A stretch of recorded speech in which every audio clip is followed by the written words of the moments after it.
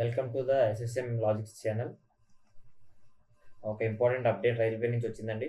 మనకి రీసెంట్గా రిలీజ్ చేసిన ఎన్టీపీసీ గ్రాడ్యుయేషన్ 2024 నోటిఫికేషన్ రిజల్ట్స్లో టైపింగ్ టెస్ట్కి ఎవరెవరైతే క్వాలిఫై అయ్యారో వాళ్ళందరికీ కూడా రీసెంట్గా రిజల్ట్స్ ఇచ్చారు. అండ్ 30వ తారీఖు 12/11/2025 ఎగ్జామ్ కూడా కండక్ట్ చేశారు టైపింగ్ టెస్ట్ అనేది. కానీ ఆ రోజు కండక్ట్ చేసిన టైపింగ్ టెస్ట్లో చాలా మందికి ఈ keyboard issues and different problems వల్ల వాళ్ళు నార్మల్గా టెస్ట్కి కావాల్సిన స్పీడ్ని నార్మల్గా టైప్ చేయగలిగిన ఆ రోజు ఈ ఇష్యూస్ వల్ల వాళ్ళు ప్రాపర్గా టైప్ చేయలేకపోయారని చెప్పేసి ఆర్ఆర్బీ బోర్డుకి రిక్వెస్ట్ చేసుకోవడం వల్ల ఆర్ఆర్బీ బోర్డు మళ్ళీ కూడా ఈ ఎగ్జామ్ రీకండక్ట్ చేయడానికి వాళ్ళందరూ ఎవరైతే వాళ్ళు ఆ రోజు రాసిన ఎగ్జామ్తో సాటిస్ఫాక్షన్గా లేరో వాళ్ళందరూ కూడా రీషెడ్యూల్ చేసుకోవడానికి చెప్పేసి అవకాశం ఇచ్చింది. సో చాలా మంది యాస్పిరెంట్ రీషెడ్యూల్ చేసుకున్నారు.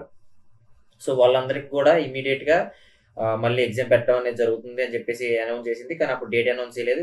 సో ఈ రోజు ఈ నోటీస్లో డేట్ అనేది ఎప్పుడైనా కండక్ట్ చేస్తామని చెప్పేసి విషయం చెప్పింది. అది వచ్చే నెల 11వ తారీఖు 2026, దట్ ఈస్ 11th Feb 2026 అండి.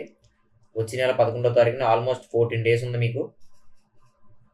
10 days before examination city information అనేది ఇస్తారు. అండ్ 4 days బిఫోర్ దీనికి సంబంధించిన కాల్ లెటర్ అనేది మీరు డౌన్లోడ్ చేసుకోవచ్చు. ఈ నోటీస్ లో అదే మెన్షన్ చేశారు. సో ఇక్కడ ఇంపార్టెంట్ విషయం ఏంటంటే మీరు లాస్ట్ టైం ఎగ్జామ్ రాసినప్పుడు మీరు కావాల్సిన స్పీడ్ టైప్ చేయొచ్చు, టైప్ చేయలేకపోవచ్చు. ఇన్ కేస్ మీరు కావాల్సిన స్పీడ్ టైప్ చేసినా సరే ఈ రీషెడ్యూల్ కానీ మీరు అప్లై చేసుకుంటే, దీన్ని కానీ మీరు ఆప్ట్ చేసుకుంటే కంప్లీట్ గా మీరు లాస్ట్ టైం రాసిన ఎగ్జామ్ కంప్లీట్ గా క్యాన్సిల్ అవుతుంది. ఇప్పుడు మీరు ప్రెసెంట్ 11వ తారీఖుని మీరు ఎగ్జామ్ ఎలా రాస్తారో దాన్ని బేస్ చేసుకొని మీకు రిజల్ట్ ఇవ్వడం జరుగుతుంది.